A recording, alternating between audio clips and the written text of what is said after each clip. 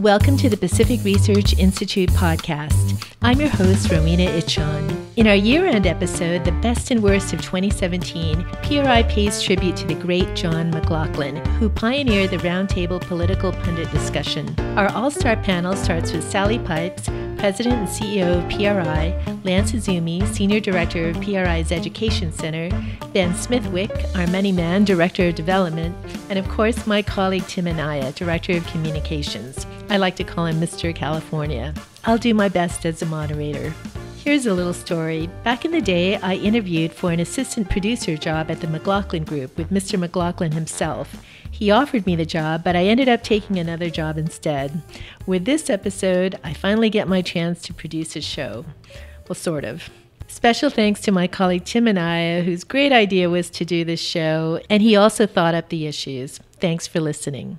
Let's just jump right into the first category, biggest winner of 2017. Now, for the biggest winner, mine is Doug Jones, who no one ever thought could win, but became Alabama's first Democratic senator in 25 years. How about you, Tim? So my biggest winner is my former boss, the great Kevin McCarthy. He was the driving force to pass tax cut legislation. He did what they thought was impossible. He held together a fractious House GOP conference, and every time Donald Trump sees him, he always asks, "Where's my Kevin?" How about you, Lance? Well, my biggest winner for 2017 is Donald Trump. You look at all the economic indicators, the stock market is way up, job growth numbers are incredible, and consumer confidence is going through the roof. I think all of that, even without the passage of a tax bill, which should be coming to the president's desk very soon, emphasizes that it's been Donald Trump's year. And then to Ben. My biggest winner of 2017 has been cable news hosts. They've done very well with the election of President Trump and are really poised, I think, to continue to have significant public influence into 2018. So more to come. And finally to Sally. Donald Trump for being elected president when it was totally unexpected. So for the next category, biggest loser, mine is Hillary Clinton, who not only lost the presidential race in 2016, but decided to relive the loss again in 2017 with her book, What Happened? I don't know why anyone would want to double down as a loser. Go ahead, Tim. So my biggest losers are Jeff Flake and Bob Corker. Each were very influential Republican senators who really emerged as the top GOP opponents of President Trump in Congress. And now each one of them are being run out of town after losing significant support at home. Well, Tim,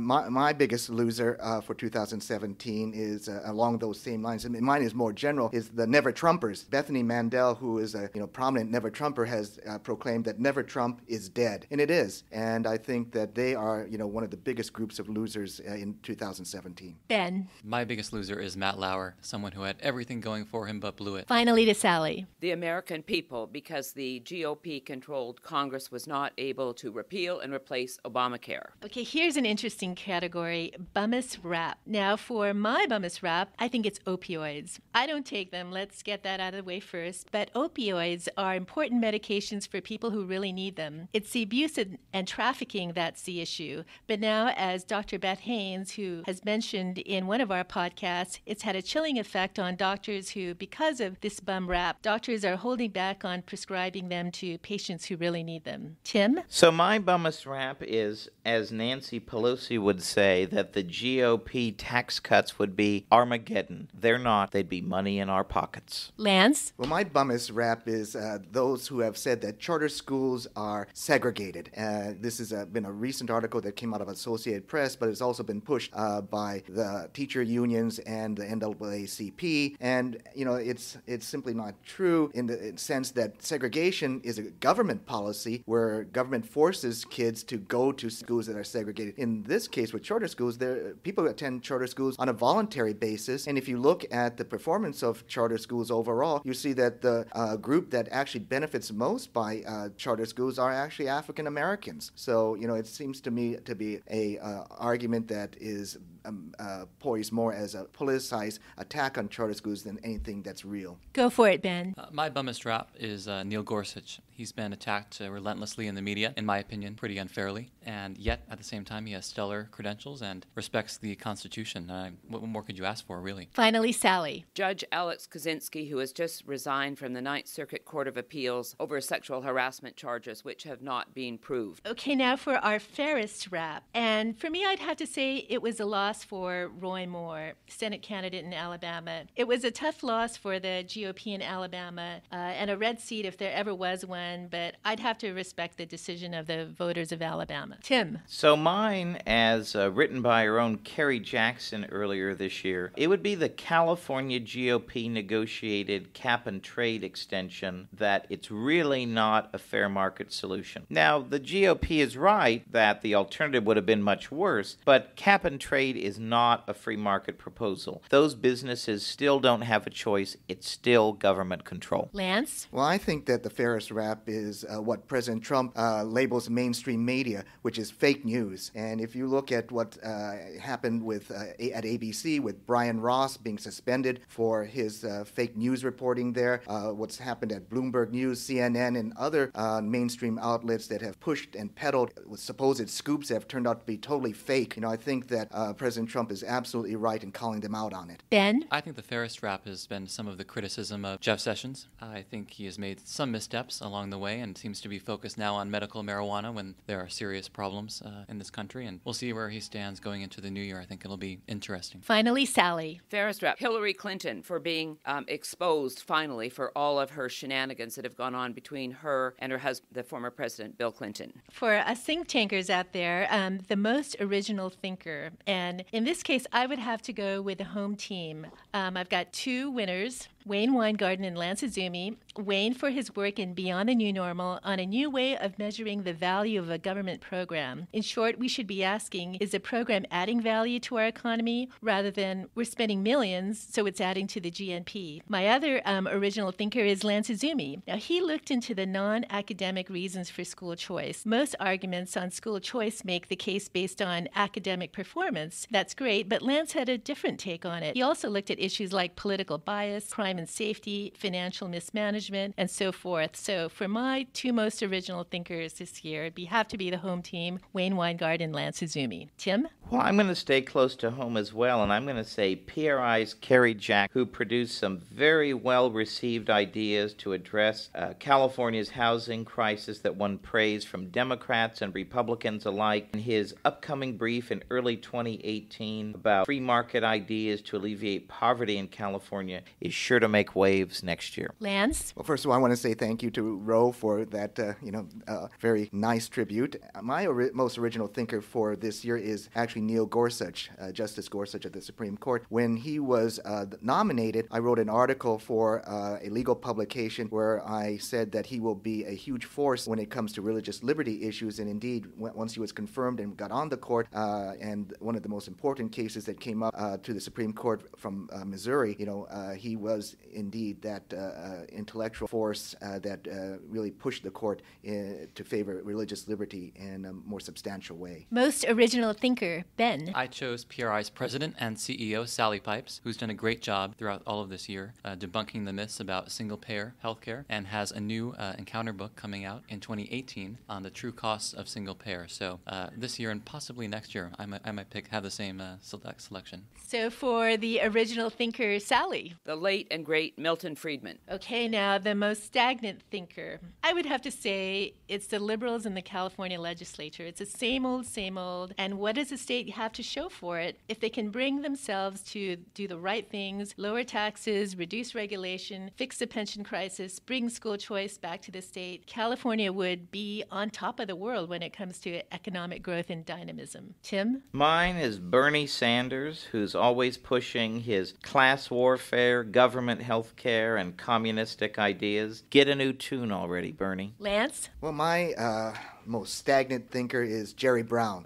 If you look at Jerry Brown's record in his second run as governor, it's really deja vu all over again. I mean, there's increased poverty here in California. We have, in fact, one of the highest poverty rates in the entire country. Crime is up. There's a business and middle class exodus from the state, and it's just like Jerry's run back in the 1970s. And so, I mean, decades may have passed, but Jerry Brown's thinking certainly hasn't changed. Ben, most stagnant thinker? I agree with Tim about Bernie Sanders. Enough is enough. And finally, Sally. Senator Bernie Sanders. Next category, enough already. Now, I am sick and tired of the Trump-Russian collusion. It's pure nonsense. It's ridiculous, not to mention boring. And the moment there's a discussion about it on TV, I go straight to the Hallmark Christmas Channel. Tim. My enough already is California Democrats and their anti-Trump temper tantrums, whether it was legislative Democrats passing another resolution or California's Attorney General suing every 5 minutes. It's old, petty, and counterproductive.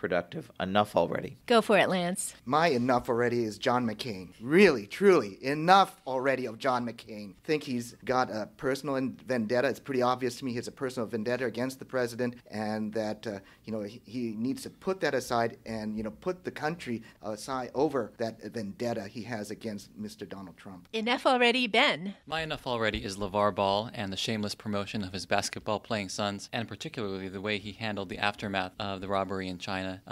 Enough already. I think we've seen enough of these people. And finally, Sally. Pushing single-payer health care on the American people at both the national level and in several of the states, most important, California and New York. Next category, best idea of 2017. Now, I was reading about this great idea by Microsoft, a great invention. It's a wristband that could help stem the tremors caused by those who have Parkinson's disease. It's called the Emma Watch, and it sends small vibrations through a person's wrist, and it can stop the shaking experience by those with neurological diseases. So that's my best idea, and the Emma Watch. Tim? My best idea of 2017 is Assembly Speaker Anthony Rendon's idea to park single-payer health care legislation in the Assembly. The lunatic fringe left is going crazy, but it was the right thing for the state and the right thing for Democrats. Let's just hope he keeps it bottled up in 2018. Go for it, Lance. Well, I think that the best idea, well, at least one of the most intriguing ideas for 2017 was the call to end federal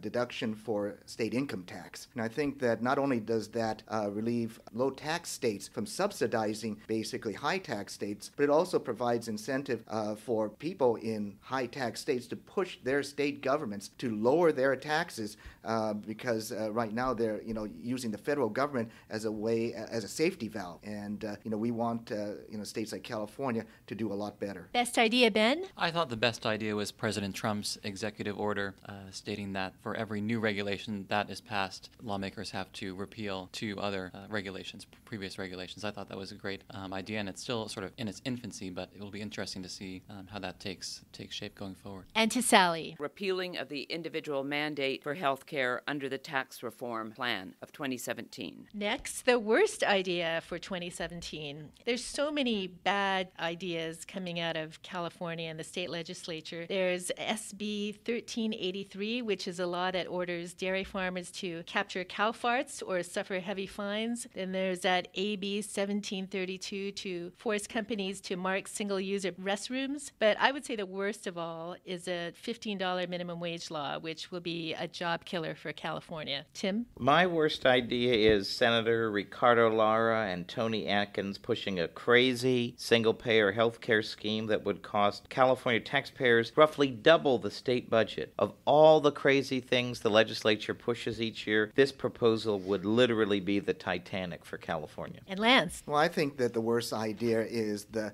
California's decision to raise the California gas tax. The gas tax is a regressive tax, has a huge impact on middle and lower income people, and Californians already pay some of the most incredible taxes to begin with, and now they're saddled with a higher gas tax.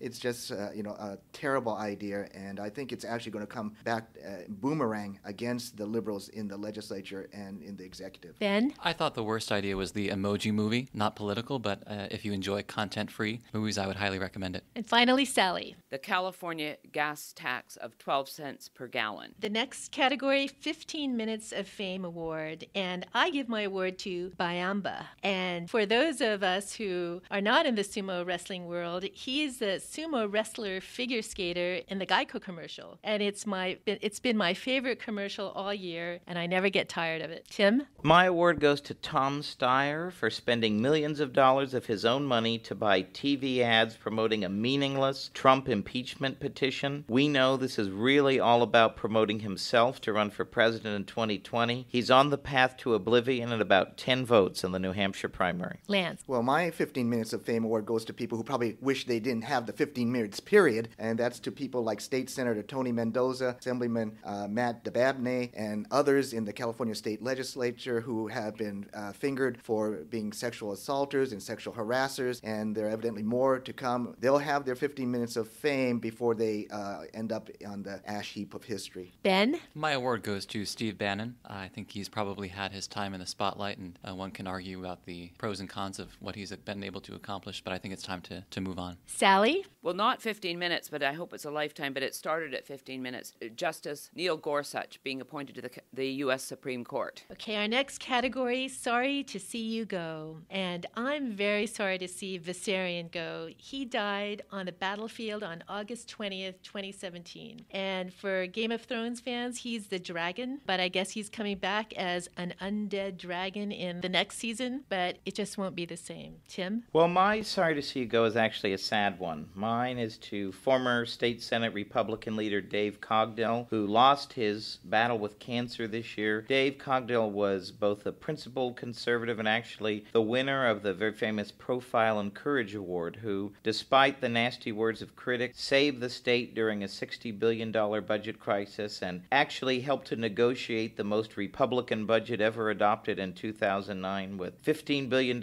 in spending cuts in 1 year and pro-business reforms. Rest in peace. Lance? Well, my sorry to see you go is actually my old boss, Los Angeles County Supervisor Mike Antonovich, who for the first time in 2017 was not in elected office for the first time in decades. I started off my career after law school writing speeches for Supervisor Antonovich. He was a great man, is a great man, and I wish Mike well in his retirement. Ben? My sorry to see you go is former Secretary of Health and Human Services, Dr. Tom Price. I thought there was a lot of real momentum behind him earlier this year to do a lot of good in the healthcare arena, and it was really unfortunate to see what ended up happening to him. And finally, Sally. Dr. Tom Price, the first Secretary of Health and Human Services under the Trump administration. So next category, destined for stardom in 2018. I like Trump's national security team, Jim Mattis at the Pentagon, General Kelly, National Security Advisor McMaster. I even like Nikki Haley at the UN. So I think with North Korea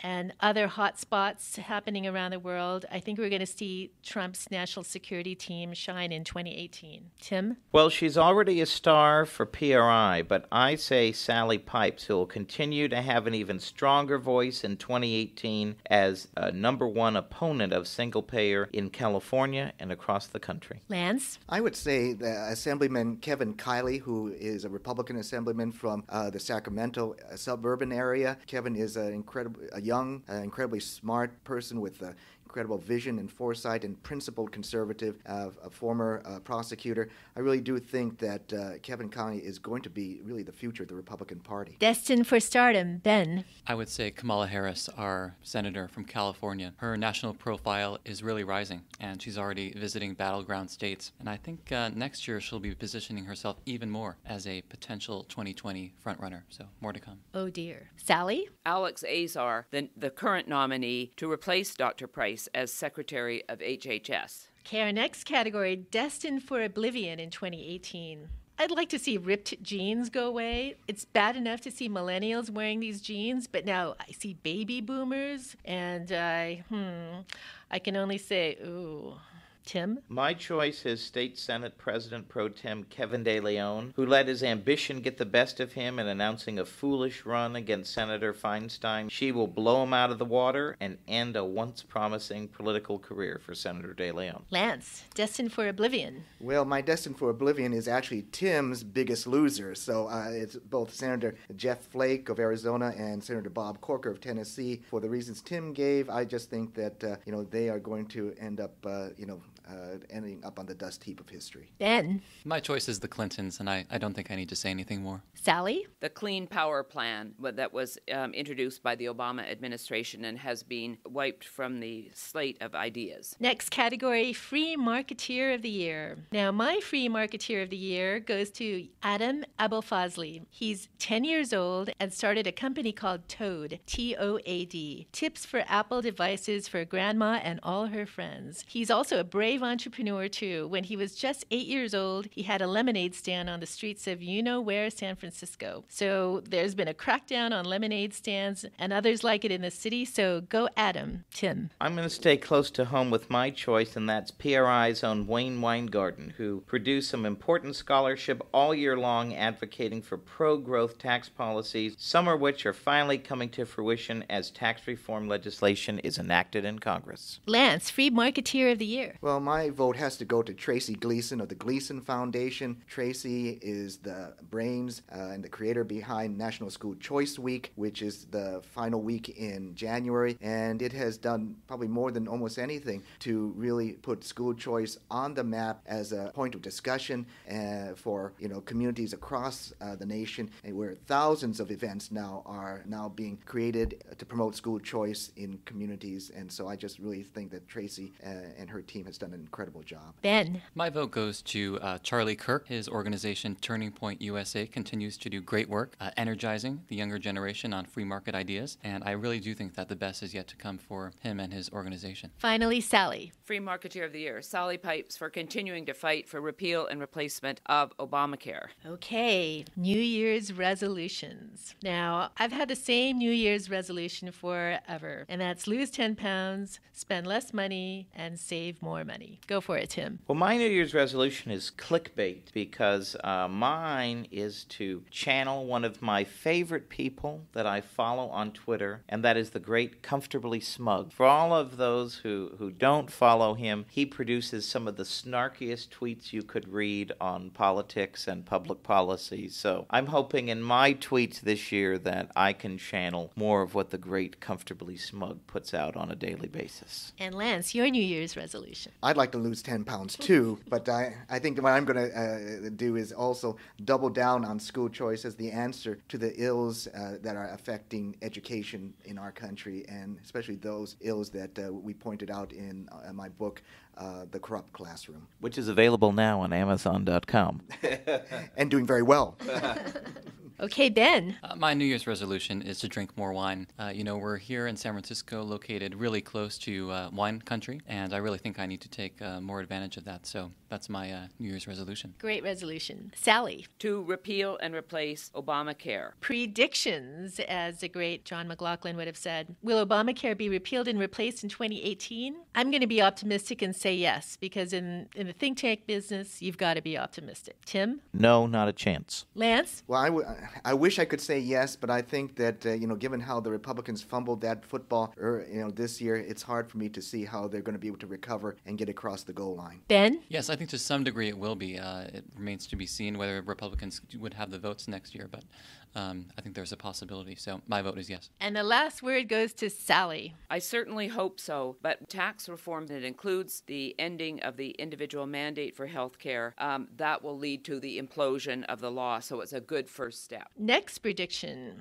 Who will control Congress after the 2018 elections? I'm going to say that it stays with the GOP. Tim? I think it will be a 50-50 Senate, but the Republicans will narrowly keep the House. Lance? I think that it's going to be the Republicans. I do think that, assuming that the president signs a tax bill, I think that's going to end up being very popular. It'll give the Republicans something to run on and point to. And so I think that, the Republicans still keep control of Congress by a slight margin in the Senate, though.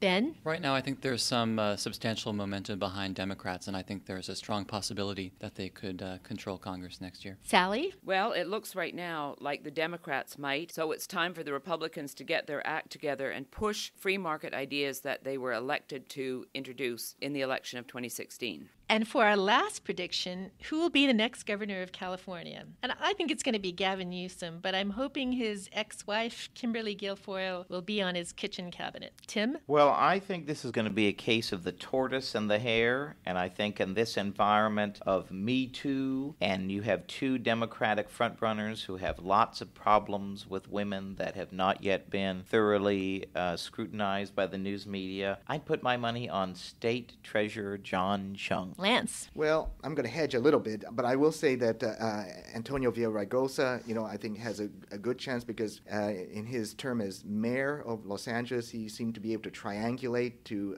go from being a labor liberal to being more of a centrist, and I think that he may be able to do that in this election. I also think that there's a possibility for a Republican. I don't know who that may be, but someone who can make crime, education, and quality of life issues. Ben? I put my money on Gavin Newsom also, Ro. I think there's a lot of momentum really behind him to be the anointed one, so we'll see. Finally, Sally? Unfortunately, I think at this point it will be the Lieutenant Governor, Gavin Newsom. The runner-up will probably be the former mayor of Los Angeles, Antonio Villaraigosa, but it is not. Neither one is a great idea for the future of the great state of California. Bye-bye! From all of us at PRI to you, our loyal listeners, a very happy new year. If you like this episode, please tell your friends and subscribe to PRI's podcast at iTunes, Google Play, Stitcher, or TuneIn. And please do us a favor and give us 5 stars. You can also listen to our podcast on PRI's YouTube page, youtube.com/PacificResearch1, the number 1. Also, check out our blog Right by the Bay on our website at pacificresearch.org. Thanks for listening. I'm Rowena Itchon. We hope you'll come back again for another episode with PRI's podcast.